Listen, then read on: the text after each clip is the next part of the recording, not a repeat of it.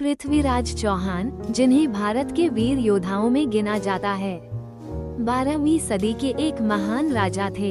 वो अजमेर और दिल्ली के राजा थे और अपनी वीरता और न्यायप्रियता के लिए प्रसिद्ध थे। मोहम्मद गोरी, अफगानिस्तान के एक शासक, भारत को जीतने के इरादे से कई बार हमला कर चुके थे। उन्होंने पृथ्वीराज चौहान से 1191 ईस्वी में पहली बार तराइन के मैदान में युद्ध किया। पृथ्वीराज चौहान ने बहादुरी से लड़ते हुए गोरी की सेना को हराया और उसे बंदी बना लिया, लेकिन उनकी उदारता और क्षमाशीलता के कारण उन्होंने गोरी को माफ कर दिया और वापस जाने दिया। हालांकि गोरी ने इस उदारता का गलत फायदा उठाया।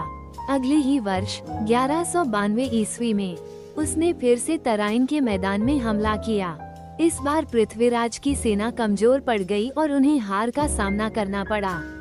मोहम्मद गोरी ने पृथ्वीराज को बंदी बना लिया। कहते हैं कि पृथ्वीराज को अंधा कर दिया गया था, लेकिन उनकी वीरता और कला की पराकाष्ठा ने उन्हें कमजोर नहीं किया।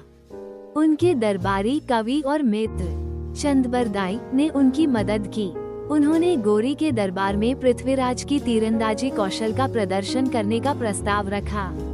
चंदबरदाई ने पृथ्वीराज को गुप्त संकेत दिया, 4 बांस 24 गज, अंगुल अष्ट प्रमाण, ता ऊपर सुल्तान है, मत चूको चौहान।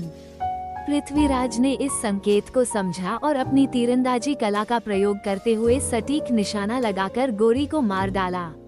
ये कहानी भारतीय इतिहास में न केवल वीरता बल्कि स्वाभिमान और मित्रता की मिसाल है।